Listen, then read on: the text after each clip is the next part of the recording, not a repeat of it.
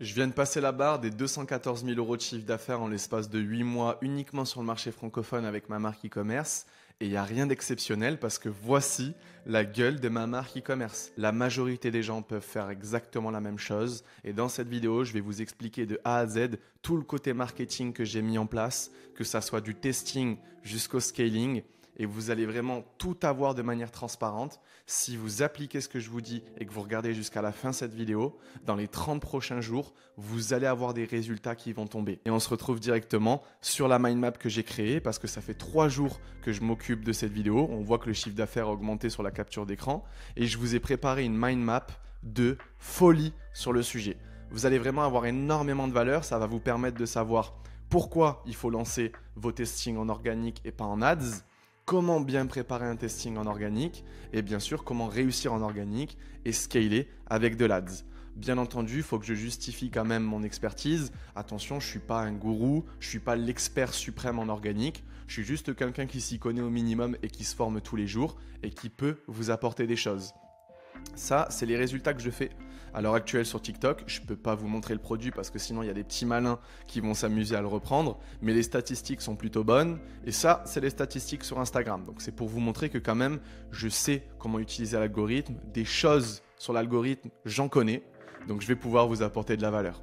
Premièrement, pourquoi l'organique et pas l'ADS? Alors, ce qu'il faut comprendre, c'est la pyramide pour réussir en e-commerce. La pyramide pour réussir en e-commerce, elle est vraiment divisée en 4 couches. Le but, c'est de partir en bas et de finir au sommet de cette pyramide. Tu ne peux pas finir au sommet dès le début. Il faut forcément démarrer par le bas. Le bas, c'est les compétences. Si tu es quelqu'un de compétent, tu vas prendre les bonnes décisions. Si tu prends les bonnes décisions, tu vas mettre en place les bonnes actions. Si tu mets en place les bonnes actions, tu vas naturellement avoir les bons résultats. Donc au mieux de te dire dans une semaine, un mois, un an, je veux ce genre de résultat, dis-toi plutôt dans une semaine, un mois, un an, je veux acquérir ce genre de compétences. Et en fait, toute ta journée doit se baser sur comment acquérir cette compétence-là, te former, essayer d'en savoir plus. Encore une fois, si tu suis tout bêtement ces couches de cette pyramide, ça va t'emmener au sommet naturellement. Donc le focus, c'est les compétences. Bon, une fois qu'on comprend ça, il y a tout qui devient beaucoup plus logique et qui fait preuve de bon sens. Les stratégies génériques que vous êtes en train de suivre, elles ne sont pas bonnes. C'est divisé en 3 étapes. C'est recherche un produit sur Minea ou Pipi Ads.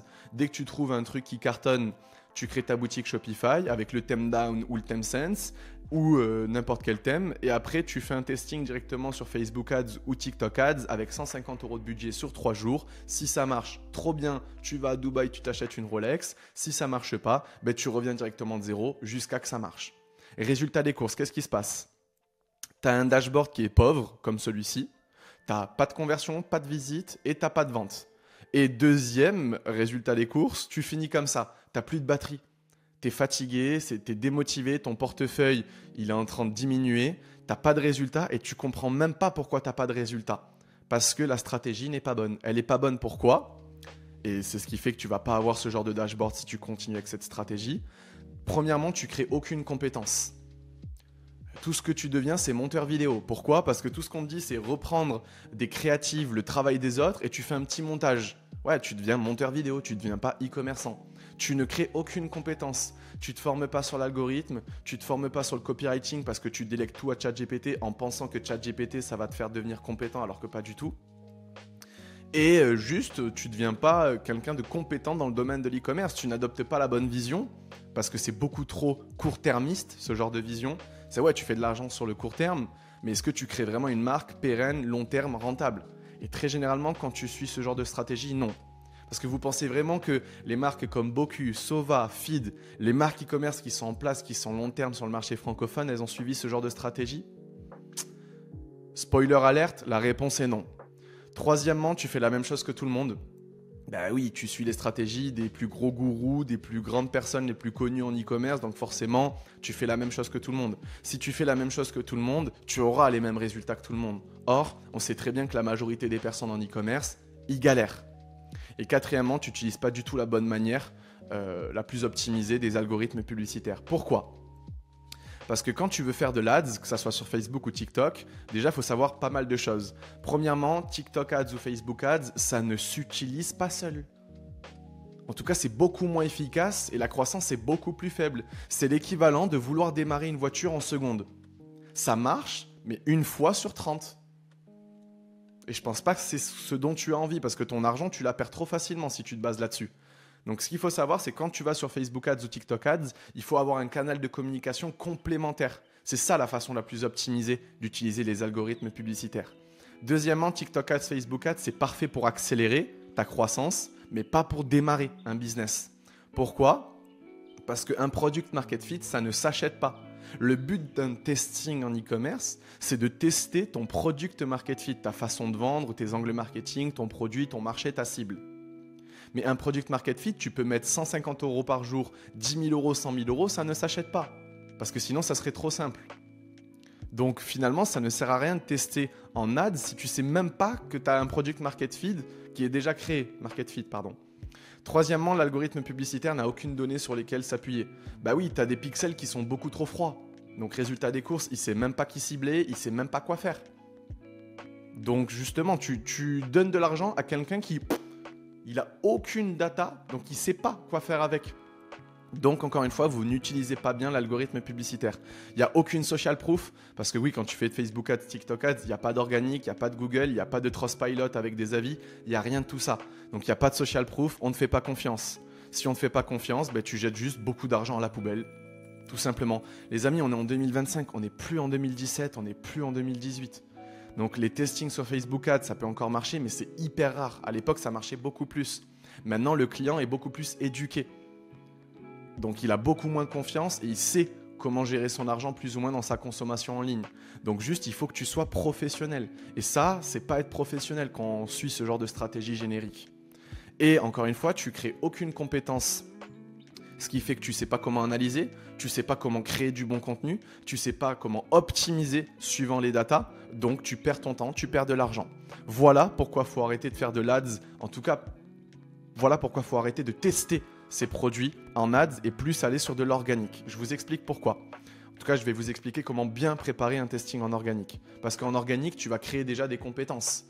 Bah oui, certes, les résultats, ça va être peut-être un peu plus lent, mais sur le long terme, tu crées des compétences, tu crées de la trust, parce que tu as un Instagram et un TikTok avec des abonnés, avec du contenu, avec de l'activité. Donc quand tu fais de l'ADS, ton prospect, quand il va faire un petit tour sur tes réseaux, il voit que tu vas être en place. Et ça lui donne confiance.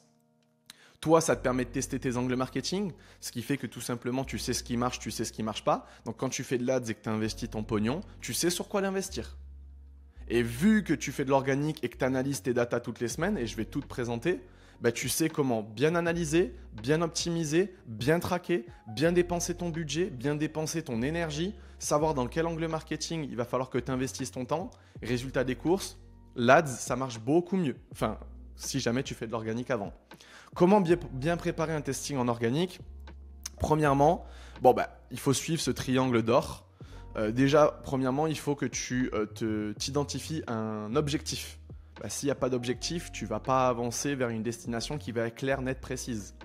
Donc, une deadline et un objectif. Exemple, je veux que dans, je dis n'importe quoi, 60 jours, j'ai tout simplement un product market fit qui est validé. Donc, 2-3 ventes par jour, plus de l'engagement sur mes contenus, genre 500 abonnés sur mon organique, je fais à peu près une moyenne de 1500-2000 vues, un truc comme ça.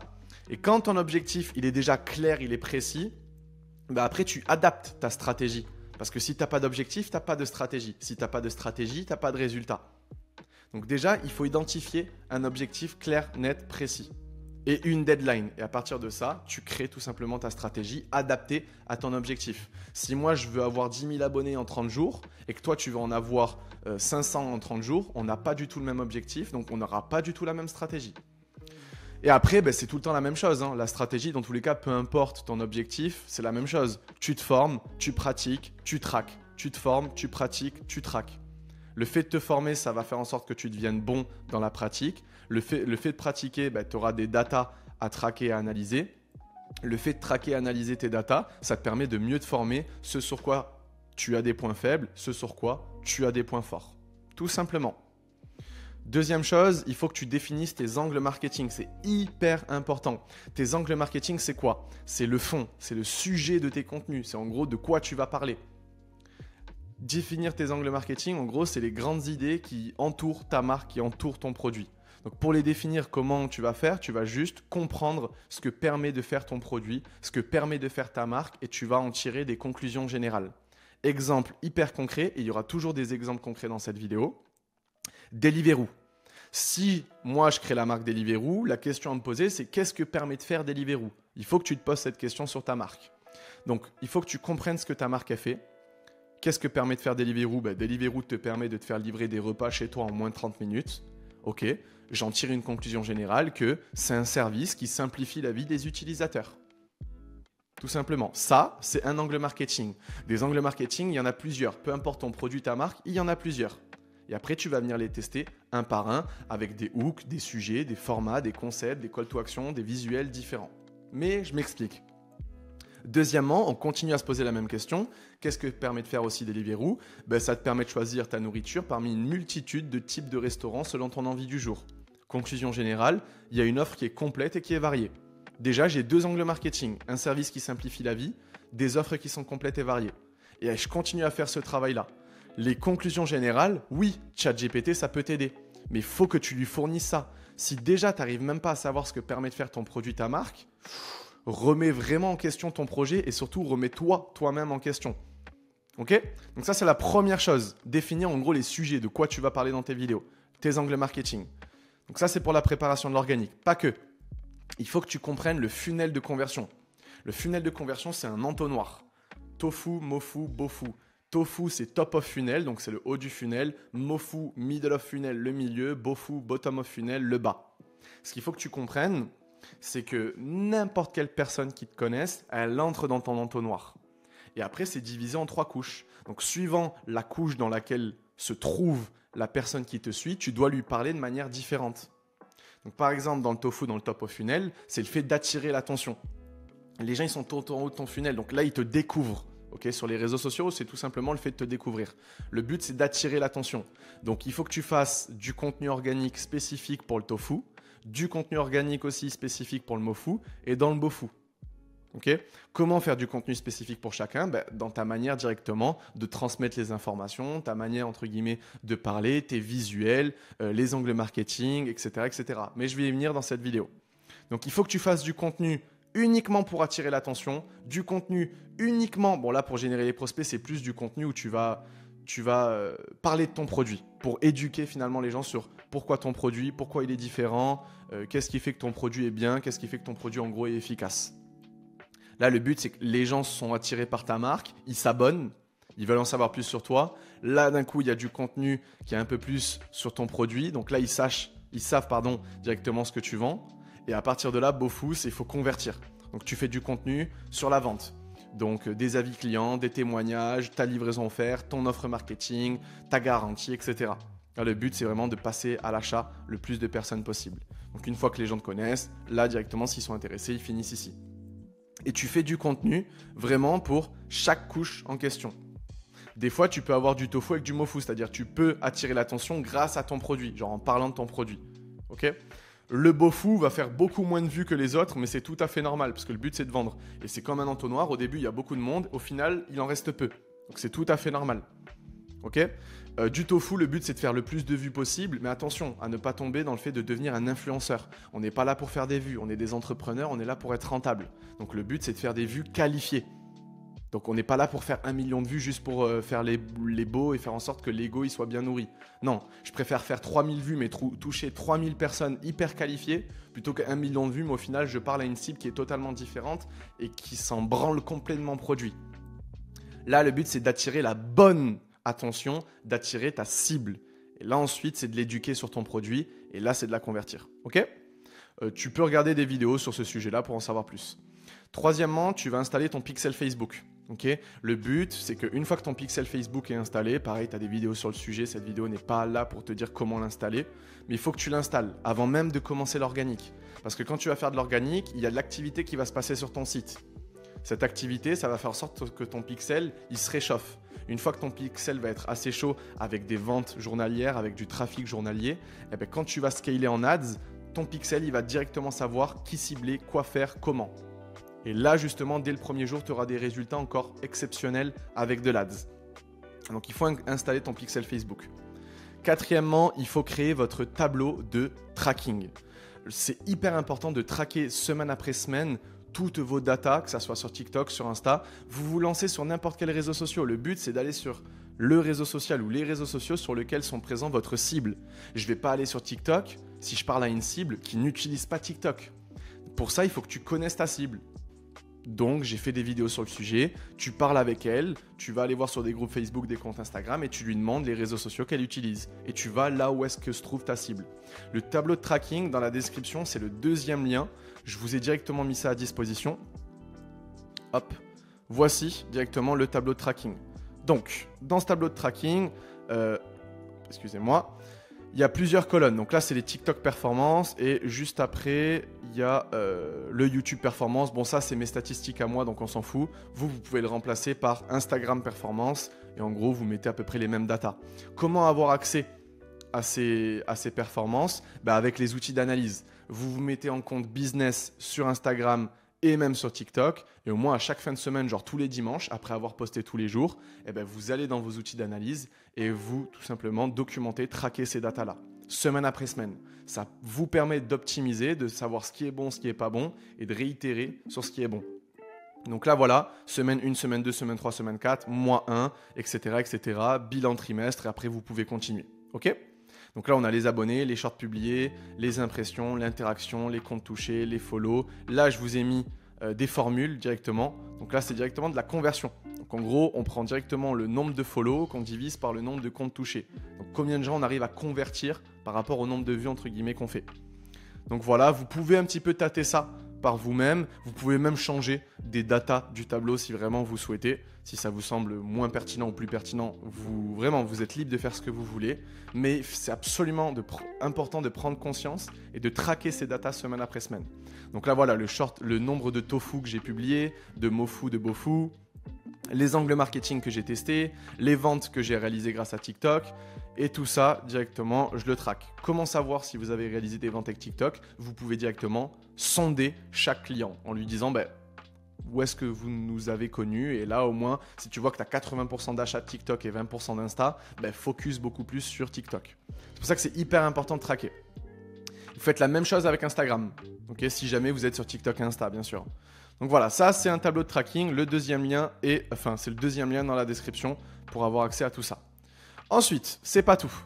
Il faut organiser chaque semaine. Tu dois savoir quoi faire chaque jour. C'est primordial. Donc, tous les dimanches, tu prends 3-4 heures, et c'est énorme, hein, mais au moins 3-4 heures pour traquer tes datas de la semaine. Et du coup, ensuite, de organiser directement ta semaine prochaine d'organique. Donc, d'abord, tu fais ça, et ensuite, tu fais ça.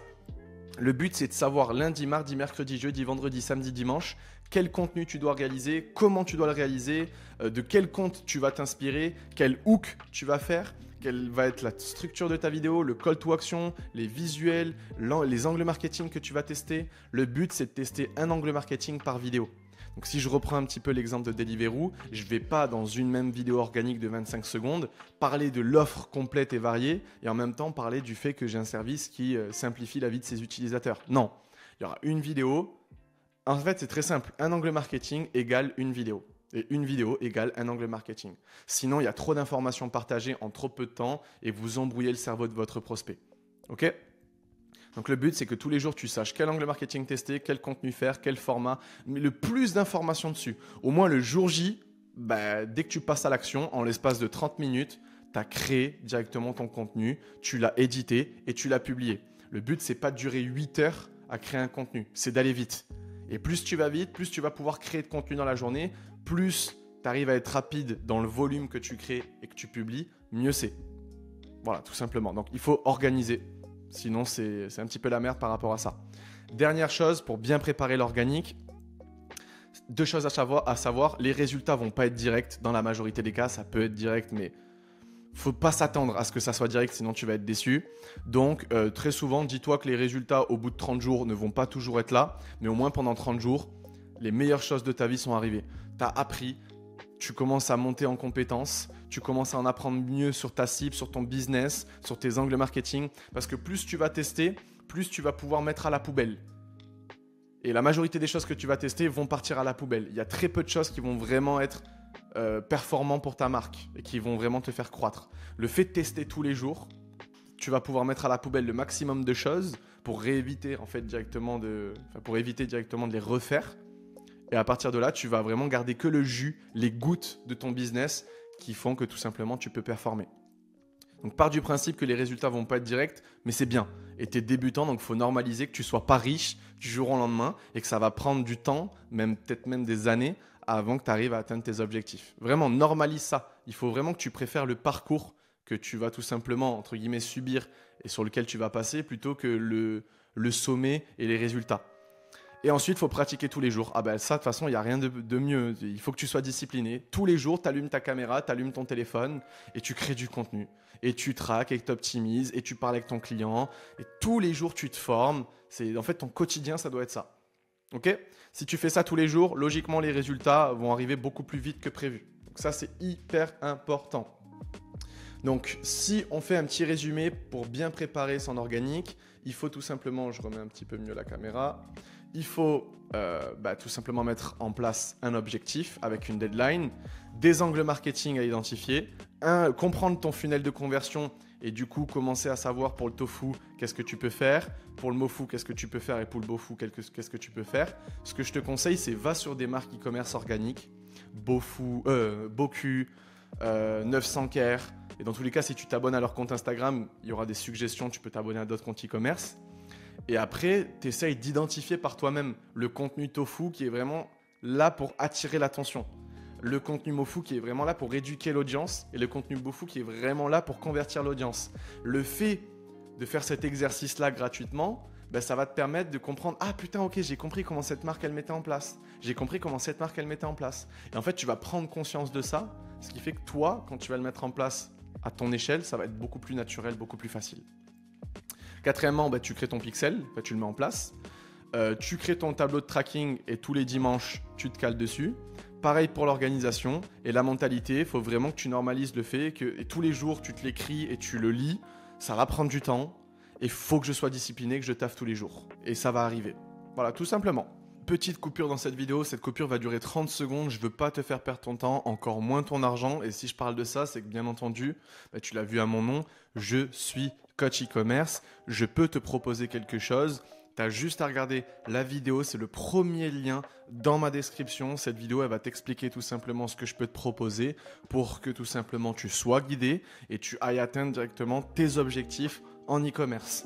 Donc ça, c'est pour bien préparer l'organique. J'espère avoir été clair là-dessus. N'hésitez pas si vous avez des questions. Vous avez l'espace de commentaires qui va directement vous éclairer là-dessus parce que moi, je vais vous répondre. Maintenant, comment réussir en organique et comment scaler ensuite son projet ? Une fois que tu as tout bien préparé, ce qu'il faut que tu saches, c'est que la première chose à faire, c'est bien paramétrer tes comptes organiques parce que c'est ta vitrine. Et il faut que tu sois sexy.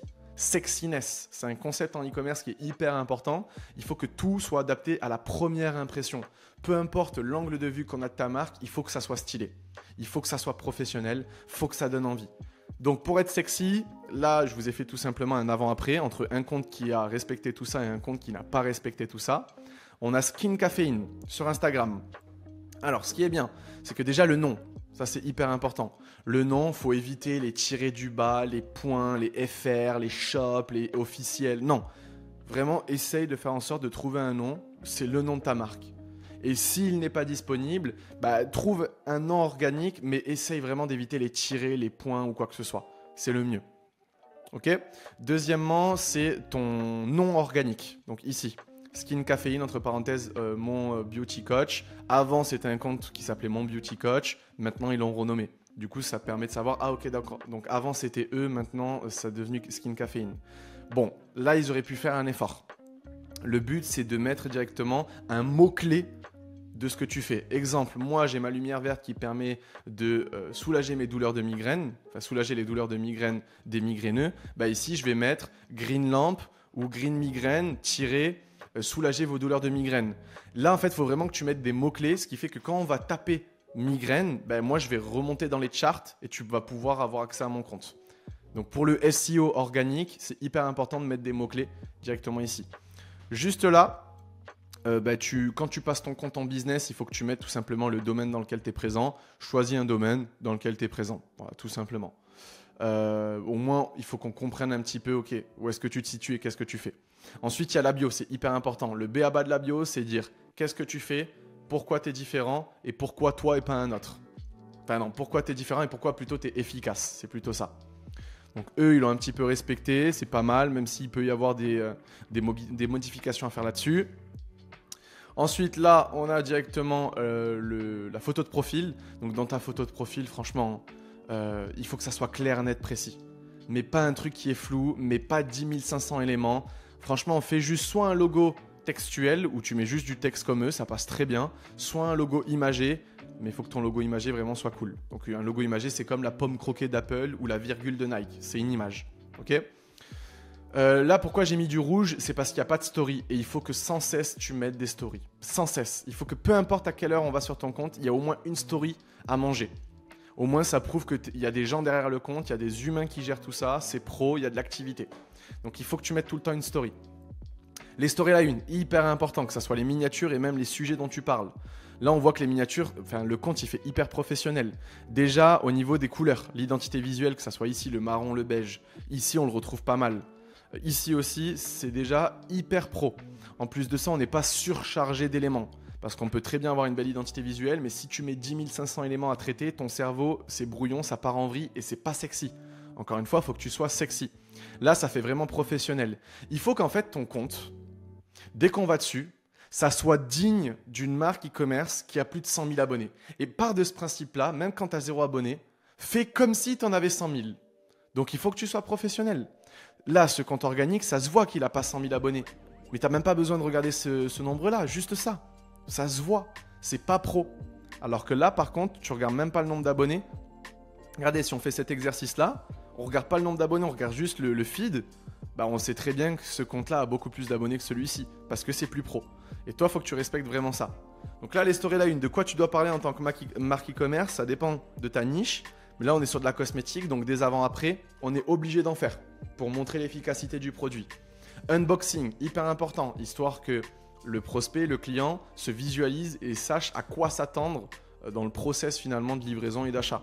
Le corps, là c'est tout simplement pour montrer leurs produits là-dessus. Les retours, les avis clients, c'est hyper important, c'est de la social proof. Il faut réassurer le client et lui donner confiance. Et lui dire comme quoi c'est pas du tout la première personne à nous faire confiance, qu'il y en a déjà eu avant lui. Et qui ont eu l'impression de faire le bon choix et qui ne regrettent pas. L'histoire, bah oui, il faut faire preuve d'authenticité, il faut faire preuve de transparence. Donc même si c'est pas ta vraie histoire, crée-la. Même si elle est fictive, c'est pas grave. Mais il faut avoir une page Notre Histoire, et, tout simplement pour comprendre pourquoi tu as créé ce projet. Et les gens, ils achètent pourquoi tu fais les choses et pas ce que tu fais. Part de ce principe-là. Donc dans notre histoire, il faut vraiment que l'histoire soit drivée sur le pourquoi vous avez créé ce projet-là, pourquoi tu as créé ce projet-là. Au moins, les gens ils vont tomber amoureux de la raison de pourquoi tu as créé ça. Pop-up, bon là, ça souligne un petit peu le fait qu'en fait, au-delà même de l'e-commerce, ils sont en physique. Et ça, pour le coup, c'est hyper important si jamais tu peux te le permettre pour asseoir ta crédibilité. Et ensuite, il faut que tu fasses 3 posts épinglés. 3 posts épinglés, 3 posts statiques. Dans les 3 posts épinglés, il faut que tout simplement tu te montres.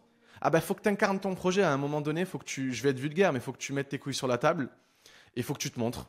Il faut que les gens se familiarisent avec toi. C'est horriblement dur de vendre quand tu ne te montres pas. Toutes les personnes qui ont acheté mon coaching ou même qui ont pris ma formation, que sais-je, si je ne me montre pas, jamais de la vie vous me faites confiance. C'est la même chose en e-commerce. Voilà. Donc tu fais un post où tu te montres, voilà, un petit peu comme eux, et dans la description de ce post, tu racontes brièvement ton histoire. Voilà, genre tu la résumes. Là au moins déjà, on sait à qui on a affaire, et ça fait professionnel, ça fait carré, on te donne confiance et c'est magnifique. Si jamais tu veux pas te montrer parce que peut-être tu es trop jeune, ou même pour d'autres raisons, il faut quand même qu'il y ait de l'humain. De l'humain, c'est hyper important. On est dans l'e-commerce, il y a ce manque d'humanisation. Là, on voit qu'eux, ils l'ont bien compris. Bon, après, ils vendent de la cosmétique, donc tu es obligé de montrer de l'humain. Mais même si tu ne montres pas de l'humain, il faut que tu en mettes, même si c'est pas toi. Là, on voit qu'il y en a deux. Donc, même dans tes stories, en fait, à la une, si tu peux en mettre, c'est important. Sinon, tu peux faire des logos de story à la une comme elle. En vrai, ça fait vraiment le taf. Mais ici, ça manque d'humain. C'est dommage. Donc là, c'est vraiment un post sur l'histoire de la marque. Ça, il faut que ça soit un post épinglé. Un post épinglé sur les bénéfices de ton produit ou de tes produits. Donc là, c'est parfait. Pas trop d'informations, hyper visible, faut pas surcharger tes visuels, faut être assez bon en web design. Donc vraiment, regarde quelques vidéos en web design et tu vas juste comprendre comment bien utiliser Canva. Et après, tu pourras faire tous ces visuels-là. Et juste ici, bah là, ils ont fait un avant-après. Le but, c'est que dans ton troisième post épinglé, tu montres l'efficacité de ton produit. Donc, bénéfice de ton produit, genre qu'est-ce qu'il permet de faire, l'efficacité même et l'histoire de la marque. À partir de là, au moins dès qu'on arrive sur ta vitrine sans même scroller, on sait directement qu'est-ce que tu vends. Voilà, et à qui tu le vends, et c'est quoi ton produit, et qu'est-ce que permet de faire ton produit, etc. etc. Donc il faut vraiment que ça soit clair en un coup d'œil. Et comme vous le savez peut-être, on lit en Z. Donc en fait, le cerveau de ton utilisateur, ça va faire ça, boum, boum, boum. Et bien tout simplement, quand tu sais ça, t'optimises. Donc déjà, ça, faut que ça soit carré, ça aussi. Là, boum, tes stories la une, et ensuite, c'est tes posts épinglés. Ensuite, on a le mauvais exemple à suivre. Hein. Ça, si vous pouvez éviter, franchement, il faut. C'est pas sexy et c'est pas digne d'une marque e-commerce qui a 100 000 abonnés, par exemple. Donc, à pas suivre. Infinity Candle-FR, c'est chiant. C'est dommage. Donc, c'est pour ça que j'ai mis un point rouge. J'ai mis un point vert parce qu'en vérité, vous pouvez vous permettre. Si vraiment vous pouvez éviter, c'est mieux. Mais s'il n'y a pas, vous le faites quand même et c'est pas grave. Il y a quand même des marques e-commerce qui l'ont fait et qui ont très bien marché. Là, le logo est pas bon.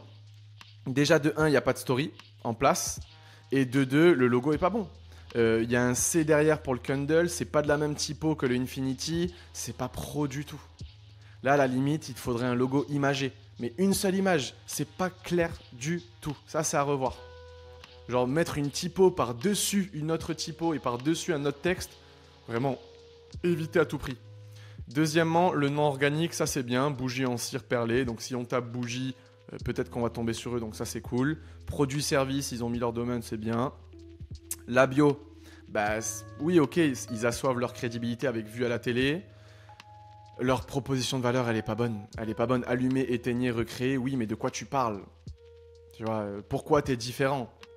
Pourquoi ton produit est efficace? Qu'est-ce que tu fais? Donc ça, c'est dommage. La bio est un petit peu à revoir. Il faut vraiment faire ça sur 3 lignes et ensuite mettre un call to action. Et en fait, tu mets directement ton site et tu fais en sorte que les gens cliquent dessus. Ensuite, les stories à la une, c'est plutôt pas mal. Mais juste FAQ, c'est bien. Le fonctionnement du produit, c'est cool. Mais Infinity Candle, non, mais plus notre histoire. Genre là, au moins, on clique dessus. Idée de création, je pense que ça, on s'en fout. Produit, tu pourrais mettre bougie. Tu vois, les noms, en fait, sont mal mis. Donc, en fait, ça ne nous donne pas envie de cliquer dessus. Riposte, on s'en fout, ça, tu peux enlever. Donc, il faut plus faire un petit peu comme eux. Tu mets des avis clients, tu fais un unboxing. Tu mets pas d'avant-après, mais tu peux mettre FAQ, fonctionnement et notre histoire. Voilà, 5 stories à la une, c'est bien. Et ensuite, là, les posts épinglés. Celui-ci, il est bien parce qu'en vrai, il est clean, bonne qualité et ça permet de faire un avant-après pour dire pourquoi, enfin, en fait, qu'est-ce qu'ils vendent, pourquoi leur produit est bien. Ça, c'est vraiment bien. Mais ça, c'est catastrophique. Bonne année comme ça, on dirait un post de 2013, on voit même pas ton produit, il y a 0 humain. En fait, il y a un manque d'humanité complet, il y a 0 visage. Donc ça, t'enlèves, tu fais pas. Et ça, pareil, oui, vous êtes passé dans un article, mais c'est trop brouillon, on s'en fout. Donc ça, t'enlèves. Il faudrait faire un post avec la créatrice ou le créateur juste ici, comme eux. Ça, tu peux le garder, c'est à la place de avant-après, comme eux. Et là, tu peux faire un visuel, pareil, avec ta bougie et un truc Canva, un petit peu comme eux aussi. Donc voilà. Sinon, j'ai d'autres exemples. C'est les miniatures, c'est votre feed en fait. Ça, c'est bien, mais après, il y a le feed Instagram. Donc le feed des posts et le feed des réels. Et ça, c'est hyper important. Donc là, le feed des réels. Selmaya Bougie, elle a fait un travail monstre là-dessus. Elle prend une petite photo, elle fait sa miniature. Aux finalité des courses, c'est hyper minimaliste, c'est efficace, ça donne envie, c'est beau, c'est pro. Et en fait, quand tu vois ce nombre de vues, c'est pas déconnant parce que vraiment, c'est à la hauteur d'une marque qui fait vraiment du chiffre pour le coup. Ça, t'évites. Voilà, ça, c'est pas pro. Les visuels sont pas beaux, la typo est pas bonne. Même si tu peux éviter de mettre des typos, c'est mieux. Voilà, genre, prends une photo après ton réel et après ta photo, tu l'intègres comme si c'était la miniature, quoi. Donc, t'évites de mettre du texte, tu mets que tes produits, mais sauf que là, les récipients, les bougies, elles sont moches. Donc voilà, ça, c'est pas beau. Et en fait, on le voit que les stats, en vérité, c'est pas déconnant de faire si peu de stats quand ça a l'air si peu intéressant. Ok? Donc, suivez plutôt là ce genre de présentation et de paramétrage et ce genre de feed. Deuxièmement, ce qu'il faut savoir pour faire du bon résultat en organique, c'est que si vous ne faites pas de stats, c'est parce que vous êtes ennuyant. C'est pour ça que vous ne faites pas de vues. C'est pour ça que personne vous donne de l'attention. Vous ne consommez pas les réseaux sociaux, c'est la première erreur que peut faire quelqu'un qui ne réussit pas en organique. Tu ne consommes pas assez les réseaux sociaux. Demain, si moi je veux être footballeur, si je ne m'intéresse pas au minimum au football, ça va être dur. Donc il faut déjà s'intéresser aux réseaux sociaux, il faut les consommer. Deuxièmement, faut que tu te mettes un petit peu dans la peau de la personne qui consomme et pas que dans la peau de la personne qui crée. Deuxièmement, vous faites comme 99% des gens. C'est ce qui fait que en fait, vous n'êtes pas différent et qu'on s'en fout de vous. C'est la même chose. Si vous faites comme tout le monde, vous allez avoir les mêmes résultats que tout le monde, tout simplement. Et c'est soit pas divertissant, soit il n'y a pas de valeur. Donc forcément, vous n'allez pas avoir de résultats. Sur les réseaux sociaux, de toute façon, c'est soit tu divertis, soit tu donnes de la valeur. On voit que quand ça donne de la valeur en e-commerce ou même dans d'autres business, ça fait des vues. Et quand ça divertit, ça fait des vues. Mais quand c'est trop bas en termes de divertissement ou en termes de valeur, ou même quand il n'y a aucun des deux, oui, c'est sûr que tu ne vas pas faire de stats. Là, on voit directement la différence. Je me suis pris moi, mais c'est un exemple typique. J'ai 30 000 abonnés, ce mec, il en a à peu près 4 000. On a commencé au même moment sur TikTok à poster. Finalité des cours, j'ai beaucoup plus d'abonnés que lui. J'ai fait beaucoup plus de likes et juste, je fais beaucoup plus de vues. J'ai rien contre cette personne-là, je ne la connais pas et franchement, il n'y a aucune aminosité. C'était juste pour prendre l'exemple. Je dis pas qu'il fait du mauvais boulot ou quoi que ce soit, vraiment, je ne le connais pas. Mais c'est juste que, voilà, son contenu n'est pas assez intéressant. Il fait la même chose que tout le monde. Il se filme en vertical et il donne son avis sur quelque chose. Ou juste, il explique quelque chose. Ouais, ce que tout le monde fait. Moi, je suis arrivé avec tout simplement du concret. Tu vois ma tête, tu vois mon écran et je t'explique quelque chose pendant 3 minutes, 3 minutes 30 et il n'y a que de la valeur. Il n'y a pas de vente de rêve, il n'y a pas de mindset, c'est que de la valeur pure et dure. Finalité des courses, 450 000 vues, 100 000, 160 000, 200 000. Voilà, tout simplement. Et j'ai une moyenne de 8 000 vues à peu près. Là, c'est un peu plus maigre parce qu'il n'est pas différent, il fait comme tout le monde. Ok ? Hyper important. Et d'ailleurs, je voulais vous prendre un autre exemple, je ne sais pas où est-ce qu'il est passé. Non, c'est pas là. Ah oui, non, ça vient après. Donc, soyez différents. Ensuite, faites de la veille. Il y a de la veille verticale et il y a de la veille horizontale.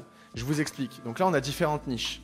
La niche du fitness, la niche de la cuisine, la niche du développement personnel, de la maison, du business et on va dire la niche de la science ou de la santé. Ok ? En fait, si tu fais uniquement, tu regardes ce qui se passe sur ta niche, tu vas faire la même chose que tout le monde. Donc ça, déjà, ça va être un peu maigre en termes d'inspiration. Donc ce qu'il faut que tu fasses, c'est oui, il faut savoir et il faut maîtriser ce qui se passe sur sa niche. Donc moi, par exemple, si je suis sur la niche du fitness, je vais regarder ce qui se passe dans la niche du fitness, mais je vais aussi faire une veille horizontale et je vais regarder ce qui se passe sur d'autres niches. La niche de la cuisine, la niche du développement personnel, de la maison, du business, de la santé. Et en fait, moi, c'est ce que j'ai fait.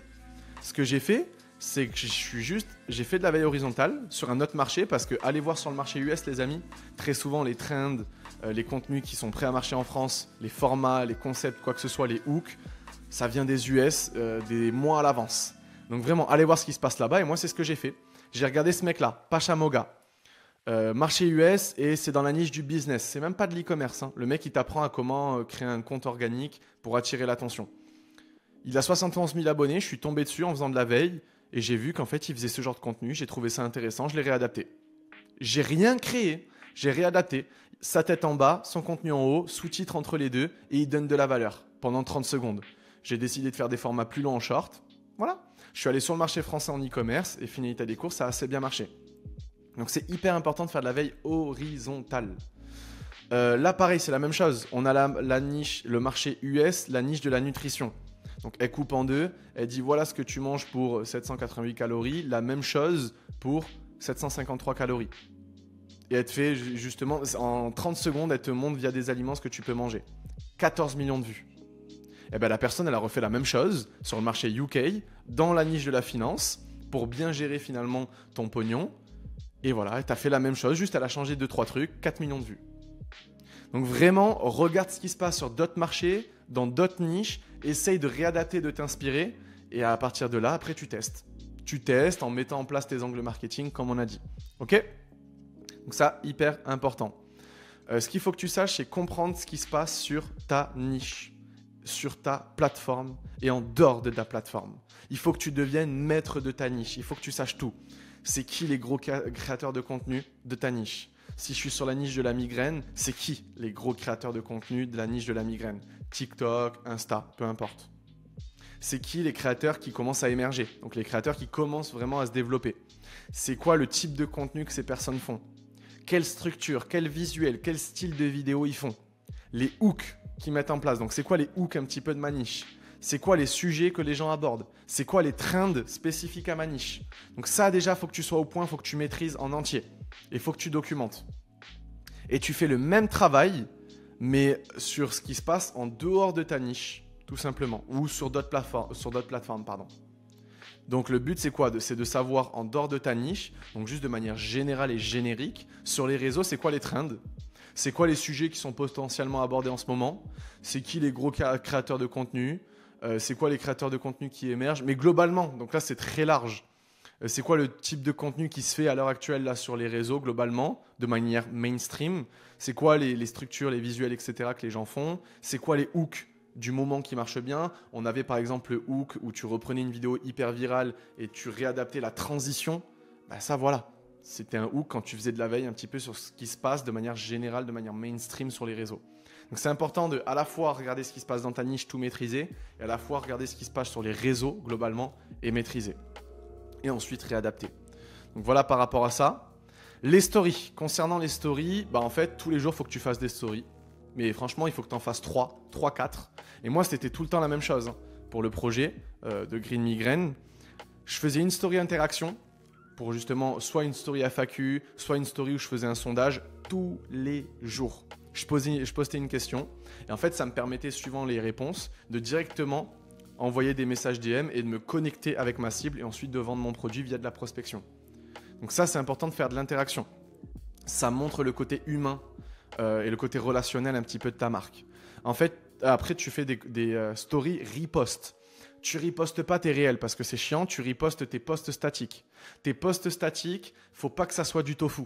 Le but, c'est pas d'attirer l'attention dans du post statique. Dans du post statique, tu vas soit faire du mofu, soit du bofu.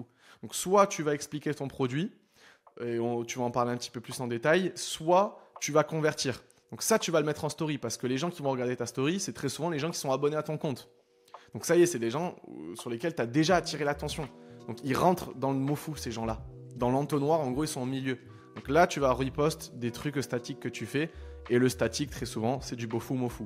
Les réels, tu peux faire les trois, mais ça va être beaucoup plus focus pour le tofu et le mofu. Et quand tu commences sur les réseaux, ce que je te conseille, c'est 80% de ton contenu, il faut que ça soit du tofu. Et il faut que ça soit des réels. Parce que tu n'as pas d'abonnés, tu n'as pas d'audience, tu n'as rien. Donc tu fais que du tofu, un petit peu de mofu, parce que tous les jours, il y aura peut-être des gens qui vont te connaître, qui vont rentrer dans ton entonnoir. Donc tu fais un petit peu de mofu, mais sinon tu bombardes le tofu tous les jours. Et dès que tu commences à avoir une audience, là, tu commences à diviser, tu fais du tofu et du mofu et du bofu. Tu fais 33, 33, 33. Voilà. Donc un tiers tofu, un tiers mofu, un tiers bofu. Tu fais des stories produits utilisation. Donc ton produit dans son environnement directement. Et tu fais aussi des stories sur les bénéfices de ton produit. Donc dans son environnement, et tu peux rajouter voilà, des petits bénéfices. Ce qui fait 4 stories par jour. Tu te crées des templates sur Canva. Tu vois, tu peux te créer des petites templates pour faire ça rapidement. Et à partir de là, tes stories, il faut qu'en 20 minutes, c'est fait, c'est publié. Si tu prépares bien ta semaine, en 30 minutes, ton réel, il est fait, il est publié. Et en l'espace de 1 heure, ça y est, déjà, tu as fait du contenu. Et après, pendant 1 heure, tu peux parler avec ta cible en DM, en essayant d'en savoir un petit peu plus. Tu traques, tu essayes d'optimiser. Tous les jours, tu essayes de faire de mieux en mieux en termes de contenu. Voici les créateurs de contenu que je vous conseille de suivre, les amis. Gary Vee, c'est le boss ultime, c'est le maître du social media. C'est lui qui est trop fort sur les réseaux, qui va t'expliquer plein de choses. Il faut vraiment suivre les créateurs de contenu aux US. Il y en a quelques-uns en France, mais pour commencer, suis les meilleurs. Gary Vee, Hey Dominique, Callaway, c'est franchement 3 personnes qui sont en place. Donc lui, il est un petit peu nouveau, mais ça peut bien vous aider. Et franchement, lui, il va t'apprendre pas mal de choses sur l'algorithme. Lui, globalement sur la création de contenu. Et lui, c'est un petit peu des deux. Et tu peux aussi suivre Adam Mosseri. Adam Mosseri, M-O-S-S-E-R-I, c'est le head of Insta. C'est le mec qui s'occupe d'Insta. Donc sur Instagram, tu le suis. Et il fait des stories, des posts régulièrement pour te dire voilà comment l'algorithme, il change tous les jours. Le but, c'est de te former. Il faut que tu saches comment fonctionne l'algorithme sur lequel tu es. Et encore une fois, comme je t'ai dit, il faut que tu saches créer du contenu, etc., etc. Genre attirer l'attention, garder cette attention, la convertir et tout ce qui va avec. Maintenant, quand est-ce que tu scales avec de l'Ads? À quel moment? Quand ton product market fit est validé. Avec toute la valeur que tu es en train d'écouter, si jamais tu es intéressé par bosser avec moi, tu as le premier lien dans la description qui te redirige vers une vidéo qui t'explique tout ce que je peux te proposer pour qu'on bosse ensemble, pour que tu arrives à atteindre tes objectifs dans les prochains mois. C'est totalement gratuit. Va regarder cette vidéo juste après. Ciao! Ça peut prendre un petit temps parce que toi, il faut que tu commences à devenir compétent, il faut que tu commences à créer une audience, à la monétiser. Donc ça peut prendre un petit temps, il n'y a pas de souci là-dessus. C'est pas parce que ça prend plus de 2 semaines ou plus de 3 semaines que ça y est, c'est la merde et il faut tout recommencer de zéro. Pas du tout. Mais une fois que tu vas avoir cette compétence, tu auras la compétence qui vaut le plus d'argent à l'heure actuelle dans le monde en vérité. C'est savoir créer une audience et savoir la monétiser. Qu'est-ce que tu veux de plus? Quand tu sais faire ça, tu ne vas plus jamais de ta vie être pauvre, avoir un business qui ne marche pas. Jamais. Le but, c'est d'avoir un product market fit qui est validé. Donc en gros, c'est quoi? C'est que dès que tu fais face à un plafond de verre niveau acquisition, genre ça y est, dès que tu commences à faire 1, 2, 3 ventes journalières, que tu n'arrives pas à faire un peu plus, que tous les jours tu fais un petit peu de vente, qu'en plus de ça, tu as un engagement sur ton contenu, tu arrives à faire des vues, il y a de l'engagement en termes de likes, en termes de commentaires, les gens ils sont vraiment intéressés par le produit, tu gagnes des abonnés tous les jours. Quand tu fais des stories interactions, il y a quand même du monde par rapport à ton nombre d'abonnés qui répondent à tes sondages, à tes questionnaires ou quoi que ce soit. À partir de là, bon, tu as un product market fit qui est pas mal. Là, tu scales avec de l'Ads. Comment? Très simple. Un contenu qui marche en organique, à l'heure actuelle des choses, ça va, dans la grande majorité des cas, marcher aussi en Ads. Donc, tu reprends tous tes contenus qui ont bien marché en organique et déjà, tu essayes de les analyser. C'est quoi l'angle marketing testé? C'est quoi le hook? C'est quoi le sujet? C'est quoi les visuels? Vraiment, tu le scannes dans tous les sens. À partir de là, tu prends tes 10 meilleurs contenus qui ont le mieux marché en termes d'engagement, etc. Et si tu vois des similarités, putain, il y a quand même 6 contenus sur 10 qui ont bien marché et c'est quand on parle de ce sujet-là, de cet angle marketing. En fait, tu prends directement les angles marketing qui ont le mieux marché, les hooks, les visuels et à partir de là, tu refais plein de vidéos sur cette base et après, tu mets du budget en ads. Le but, c'est de réinvestir le budget que tu fais avec l'organique dans les ads. Tout en continuant l'organique, tu fais de l'ads. Et là, directement, tu vas passer à 2-3 ventes par jour, à 10, 15, 20, 30. Et là, tu auras un business qui fait des dizaines de milliers par mois. Et donc, finalité des courses, tu vas tout simplement, sur le long terme, avoir ce genre de résultat. Moi, j'ai eu ce gros pic quand j'ai commencé à scaler.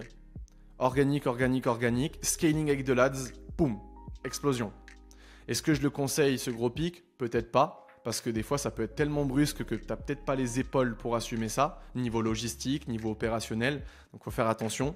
Mais voilà les amis pour cette masterclass sur l'organique. Si vous avez aimé cette vidéo, vous pouvez juste regarder d'autres contenus à moi. Et si vous voulez vous abonner, vous pouvez le faire. Regardez d'autres vidéos qui vont vous apporter de la valeur. Merci à vous. Ciao.